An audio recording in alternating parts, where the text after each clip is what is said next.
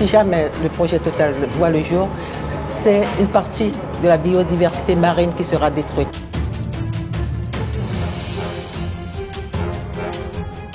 Le but est de protéger ce récif. 1. Total, c'est une société française. 2. La Guyane, c'est la France. Il faut agir pour que ce genre d'exaction s'arrête. Vous l'avez sûrement remarqué, mais on ne se trouve pas au studio à Paris. Non, là on est à Cayenne, en Guyane française.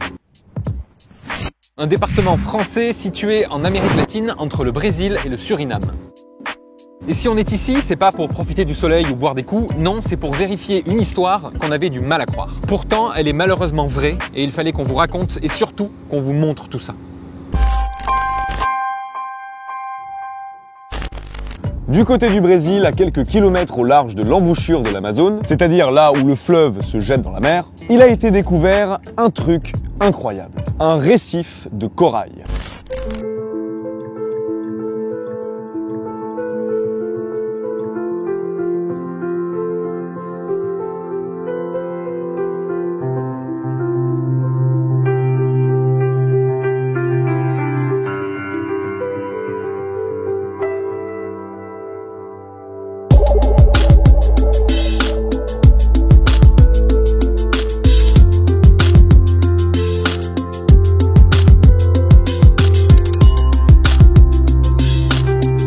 Ça a été découvert très récemment, en 2016 à peine, parce que les sédiments et la boue que l'Amazone amène rendent la mer trouble à cet endroit-là. Du coup, tout le monde pensait qu'il n'y avait rien. Mais en fait si, car il y a bien un immense récif corallien. Comme vous avez dû en entendre parler, les récifs de coraux sont hyper importants pour la faune et la flore. C'est l'un des deux écosystèmes les plus diversifiés et complexes de la planète. L'autre étant la forêt tropicale, mais ça on vous en parlera dans l'autre vidéo qu'on a tournée en Guyane. Les récifs coralliens sont donc une sorte d'oasis et de nurserie pour les poissons. Ils peuvent s'y protéger, manger et s'accoupler. Bref, énormément d'espèces marines dépendent des récifs de coraux pour vivre. Sauf que le corail, c'est très fragile. Le moindre changement dans la composition de l'eau de mer, son pH, sa température, peut avoir d'énormes conséquences et décimer tout l'écosystème qui s'y trouve. Et du coup, les récifs coralliens ont malheureusement tendance à disparaître. Sauf que là, on en a trouvé un. Et ça, c'est une putain de bonne nouvelle.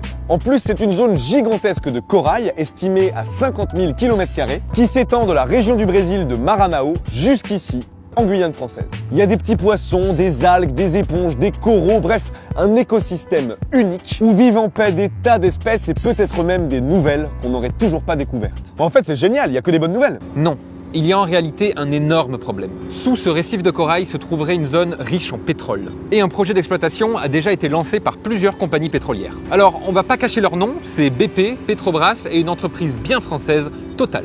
Ce projet, il a débuté avant qu'on découvre ce récif de corail. Mais aujourd'hui, ils veulent forer le pétrole présent sous ce récif, ce qui engendrerait un désastre dans cette région. Parce que soyons clairs, extraire du pétrole, c'est pas juste mettre un petit tuyau dans la terre et remplir des barils. Non, ce sont de grosses infrastructures à mettre en place et surtout un potentiel risque de marée noire constant. Vous vous rappelez quand on parlait de la fragilité des récifs coralliens, des espèces menacées qui y vivent et de tout cet écosystème unique situé dans cette région qui vient d'être découvert? Eh bien, imaginez ce qui se passerait en cas de marée noire.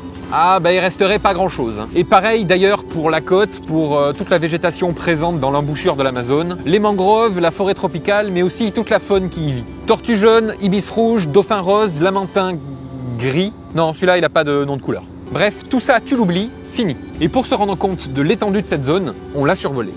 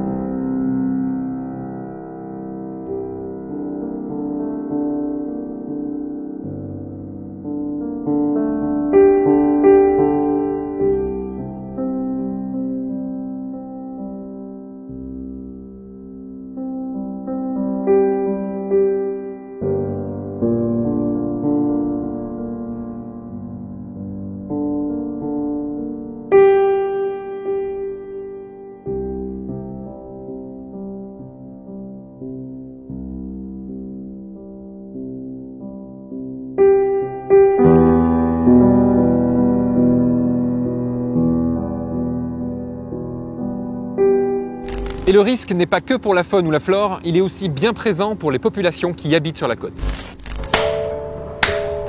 Alors Éléonore, donc vous habitez ici depuis longtemps, depuis tout petite. Quels seraient les risques pour vous si Total arrivait à exploiter cette zone?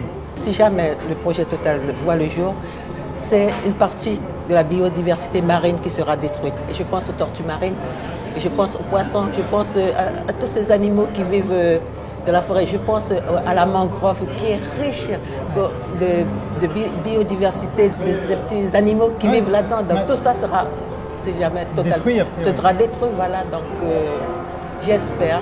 Ça vous fait peur, vous? Bien sûr que ça me fait peur. Savoir que tout le littoral guyanais sera impacté, ça me fait peur. Les autochtones du Brésil, les peuples autochtones du Brésil, notamment de l'état d'Amapá, du coup, sont actuellement en lutte contre le projet de Total au large du Brésil. Et ils nous ont demandé notre soutien, donc nous sommes frères, on peut qu'apporter notre soutien du coup à ce moment-là. L'une des plus grandes pratiques en Guyane, c'est quand même la pêche. Et les Guyanais aiment le poisson. Donc on peut pas, c'est comme si on allait balancer de la terre dans notre frigo, c'est un peu ça. Et encore de la terre toxique. Alors le risque est-il si nécessaire? Apparemment pour ces groupes pétroliers, ouais, c'est nécessaire puisqu'ils ont déjà acheté les concessions au gouvernement brésilien, qui compte d'ailleurs sur le pétrole pour développer le pays. Donc c'est malheureux, mais le projet est déjà bien en route. Mais dans tout ça, il y a quand même une bonne nouvelle. Au Brésil ou ailleurs, acheter des concessions pétrolières ne veut pas dire qu'ils ont pour l'instant le permis de forer. Pour en avoir le droit, ils doivent présenter une étude d'impact environnemental, histoire de montrer au gouvernement qu'ils ne vont pas défoncer la zone, que ce soit lors de l'exploitation du site ou en cas de marée noire. Ils sont donc censés évaluer les risques. Et en fonction de ça, c'est l'agence environnementale brésilienne qui donnera le permis ou non. Sauf que dans leurs études, Total a complètement sous-estimé les impacts écologiques de l'exploitation et du risque en cas de marée noire par exemple. Heureusement, l'agence environnementale brésilienne ne s'est pas laissée avoir et ne leur a pas donné le droit de forer. Mais cette décision n'est que provisoire. Et d'ailleurs, quelques mois plus tard, c'est à la compagnie pétrolière BP de présenter son étude d'impact environnemental. Là aussi, les risques sont sous-estimés et du coup, là aussi, la demande est rejetée. Mais Total et BP ne sont pas prêts de jeter l'éponge, malgré le fait qu'ils soient totalement conscients de l'impact qu'aurait cette exploitation sur l'environnement ou sur la population locale qui habite sur le rivage. Non, ça ne les arrête pas. En même temps, l'achat de la concession leur a déjà coûté beaucoup d'argent et ils sont pas prêts de jeter tout ça à la poubelle. Et puis, il faut bien du pétrole pour faire avancer nos voitures ou produire de l'électricité. Et ils répondent à la demande. Mais pas là, pas dans cette zone. Vraiment, elle est trop importante. Et pourtant, le gouvernement brésilien a laissé une dernière chance aux compagnies pétrolières de présenter une nouvelle étude environnementale. C'est leur dernier recours, le tout dernier. Et s'ils ne passent pas, ils ne pourront plus jamais forer dans cette zone. Et ce dernier recours a déjà été déposé par Total en janvier 2018. L'agence environnementale brésilienne a jusqu'à fin mai pour se prononcer. Et vu que le contexte politique au Brésil est très compliqué, personne ne peut vraiment savoir si ce dernier recours va être accepté ou refusé. Mais alors, qu'est-ce qu'on peut faire pour éviter tout ça? Il y a deux choses qui pourraient faire pencher la balance. La première, ce sont des données scientifiques. Si des informations précises et solides sont apportées à l'agence environnementale brésilienne, alors ils ne pourront pas fermer les yeux sur le désastre qu'une exploitation dans cette zone pourrait être. Pour ça, il faut aller sur place, prendre des échantillons, relever des données, filmer le plus possible. Bref, il faut faire une expédition sur le récif de corail de l'Amazone. Et c'est justement ça qui a été fait, aidé par l'organisation Greenpeace. Le pétrolier a beau dire ce qu'il veut, nous on est là pour apporter un maximum d'informations et pour prouver qu'il faut protéger ces écosystèmes vulnérables, que le pétrole, certes, certains élus qui voudraient absolument pousser, mais il faut vraiment réfléchir à ce qu'on fait, il faut réfléchir aux conséquences. Donc voilà, là ça c'est notre rôle. Ça prend beaucoup de temps d'organiser ce genre d'expédition, surtout pour des universités ou pour des organismes de recherche. Il y a beaucoup de paperasse, il y a beaucoup d'autorisations, il y a beaucoup de monde à mobiliser. Greenpeace, la chance qu'on a, c'est cette réactivité qu'on peut avoir, c'est cette force de frappe qu'on peut avoir grâce à nos donateurs. Et grâce à leur soutien, on peut mobiliser nos équipes, notre équipage, nos bateaux et aller sur place. Donc nous, notre rôle dans cette histoire, c'est vraiment de fournir cette logistique, de fournir ces équipages, cet équipage très professionnel qui permet de déployer. Et les scientifiques à bord, eux, sont là pour fournir la science qui va avec. Donc vraiment, c'est une collaboration et un partenariat qui est important parce que chacun a son rôle et derrière, le but est de protéger ce récif. Ce bateau, derrière nous, en revient à peine.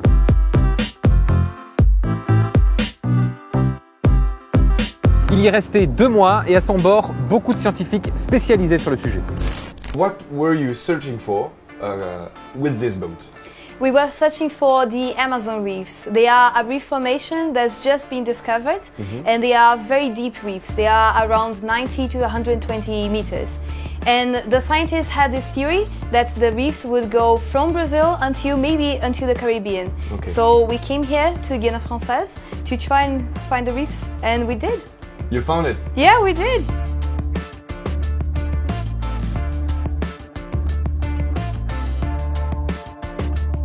Because it's really deep, like 100 meters. Yeah. Is this normal for a coral reef to be that deep? Not at all. That's not normal at all. That's why it was such a big surprise, because normally corals are between like 30 meters until 30 meters. And so we are sure right now that the coral reef in Brazil is the same as the coral reef in France, in Guyana? They are very positive that it is the same thing. Okay, cool. Oui, le récif corallien est donc bien en France. Et ça, c'est super important. Alors on a dit qu'il y avait deux choses qu'on pouvait faire pour éviter cette catastrophe. La première, c'était les preuves scientifiques. Et la deuxième, c'est vous. Non pas en donnant de l'argent ou quoi que ce soit, non, juste en étant au courant. Car l'opinion publique est extrêmement importante dans ce combat. Du coup, certaines personnalités influentes se mobilisent pour vous faire prendre connaissance de tout ça. Qu'elles aient une toute petite voix comme nous ou une beaucoup plus importante comme l'acteur Lambert Wilson. On fait passer le message en faisant exactement ce qu'on est en train de faire, c'est-à-dire en se parlant, en diffusant des images, en disant « alors attention, la Guyane, c'est pas une espèce de terre mystérieuse sur laquelle on sait rien du tout, qui ne nous concerne pas, nous les Français. D'abord, c'est la France. Et puis, de toute façon, maintenant, on est citoyens du monde, c'est-à-dire qu'un forage pétrolier qui risque de détruire qu'on appelle un biome, en tout cas un écosystème, ça va avoir un impact sur toute l'humanité. Se servir d'une personnalité comme un acteur, comme fer de lance médiatique, c'est important, tu penses? D'une certaine façon, je sais que ça aide les associations, simplement parce que le public a une curiosité naturelle envers les acteurs, et que si l'acteur est porteur d'un message, et surtout s'il connaît bien son dossier, à ce moment-là, ça peut être efficace, parce que peut-être qu'il y a plus de méfiance envers le discours théorique d'un scientifique ou même d'une association politique. Total, c'est une société française. 2, la Guyane, c'est la France. Et puis les populations des Indiens, ou les indigènes ou les populations locales en général, c'est exactement comme nous. Le jour où on est victime des marées noires en France, on est exactement les mêmes citoyens du monde, et donc il faut agir pour que ce genre d'exaction s'arrête. C'est réellement ce qui pourrait faire arrêter ce massacre. Vous vous rappelez quand on parlait de ce récif, de son étendue? Il partirait du Brésil jusqu'ici, en Guyane, département français. Faut bien comprendre qu'une partie de ce récif est en France. C'est donc à la France de protéger ses patrimoines, ses écosystèmes et ses populations. Et c'est à la France de faire comprendre à une entreprise française que ce qu'ils vont faire est une catastrophe environnementale et leur demander de renoncer au projet. C'est à nos dirigeants de jouer de leur diplomatie avec le Brésil pour bloquer tout ça. Et la France, elle le fera si vous en êtes conscient. Si on en parle, si ça devient un sujet, un vrai sujet. Parce que malheureusement en politique, l'opinion publique est bien plus importante qu'un récif de corail et tout ce qui y vit. Alors parlez-en autour de vous, soyons tous au courant de ça. Et qui sait, peut-être qu'à nous tous, on pourrait avoir un rôle dans tout ça et rendre le monde un tout petit peu plus responsable.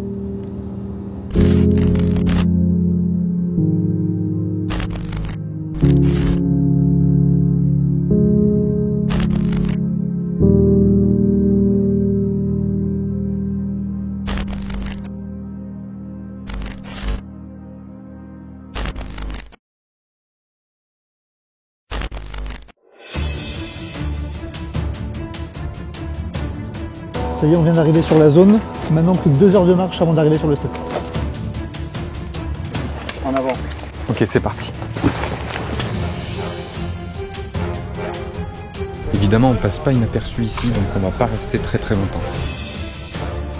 C'est dégueulasse. Voilà, donc là il y a un deuxième puits bien caché